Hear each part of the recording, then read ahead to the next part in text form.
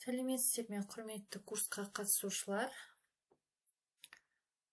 Сіздердің назарларыңызға барлық мамандыққа арналған физика 1 курсы 7-ші модульдің 5-ші дәрісі, соңғы модуль. Тақырыбы электростатика тұрақты тоқ. Дәрісті оқушы Алдабергеннің Карьер Болатқызы, физика кафедрасының аға оқытушысы. Жоспар бойынша біз электростатика бөлімін қарастырып жатырмыз.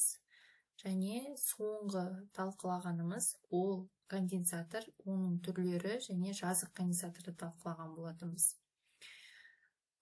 Диэлектрлік қабатпен бөлінген конденсаторлардың электр сыйымдылығы екі пластина астарларының С тең Q бөлінген дельта Q.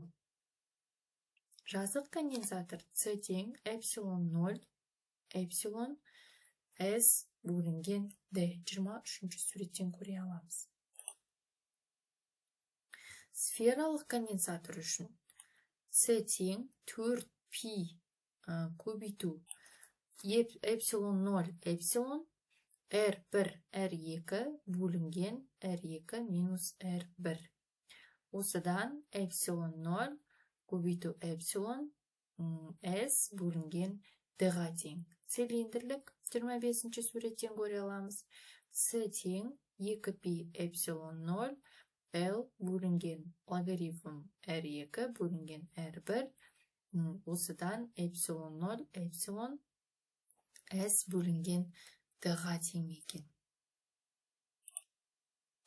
Параллель қосылған конденсаторлардың сыйымдылығы S тең сумма N I тең L SI, яғни C1, C2, C3, C4 конденсаторларының салға қосындысына тең екен.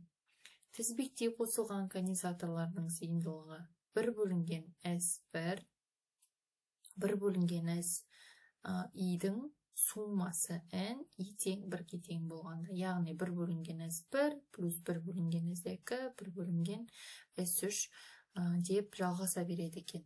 Параллель қосудың, тізбекте қосудың сұлбалары көрсетілген. Параллель қосуда С тең С плюс С2-ге, Q тең Q1 плюс Q2-ге, U тең U1 тең U2-ге болады екен. Тізбекте қосуда 1 бөлінген С тең 1 бөлінген С1 плюс 1 бөлінген С2, Q тең Q1 көбейту тең Q2-ге, U тең U1 плюс U2-ге. Екі нүктелік зарядтың өзара әрекеттесу энергиясы W тең Q1 көбейту Q2 бөлінген 4π эпсилон 0 R12 тең 2-ден 1 жақша ішінде Q1 φ1 плюс Q2 φ2-ге тең. Зарядталған жекеленген өткізгіштің энергиясы W тең С фи квадрат бөлінген 2, Q фи бөлінген 2, тең Q квадрат бөлінген 2С. Зарядталған конденсатордың энергиясы W тең Cu квадрат бөлінген 2, QU бөлінген 2, тең Q квадрат бөлінген 2С.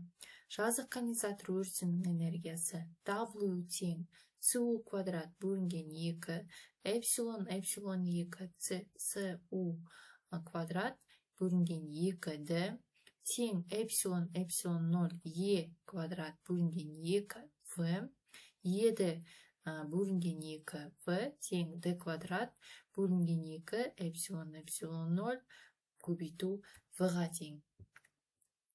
Энергияның көлемдік тығыздығы көлем бірлігінде жинақталған өріс энергиясымен өлшенетін шама W тең омега тең W бөлу V тең эпсилон 0 E квадрат бөлінген 2.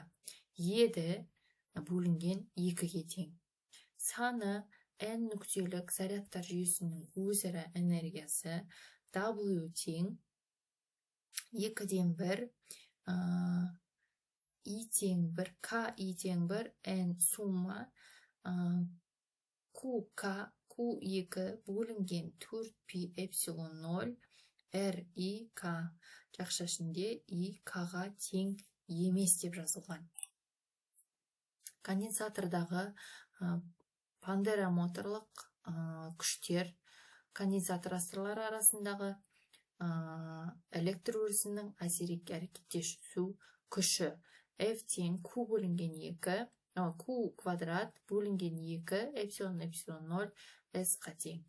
Металдан электронның шығу жұмысы А тең E түбірі жақша ішінде V минус V.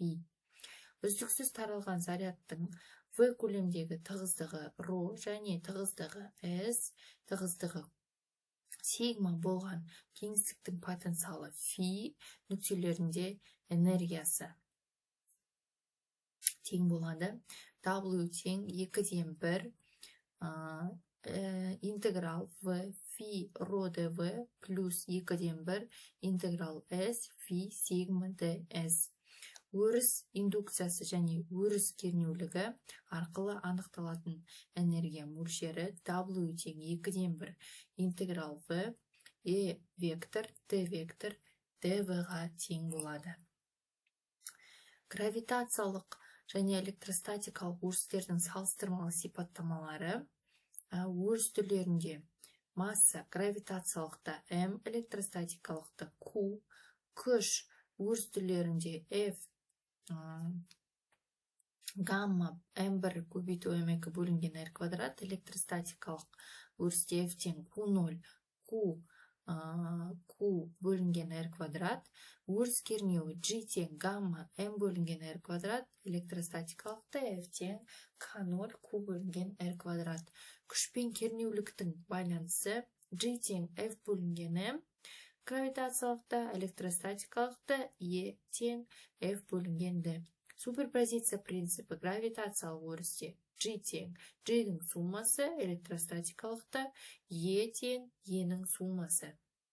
Өріс потенциалында фи гамма m бөлінген r, электростатикалықта фи тең K0, Q бөлінген r. Потенциалдарды қосу гравитациялықта фи тең фидің суммасы, электростатикалықта фи тең фидің суммасына тең екен. Салыстырмалы сипаттамалық теориясында салыстырмалы сипаттамаларында мына жерде байланыс G және фи гравитациялық электростатикалық өрісте көрсетілген.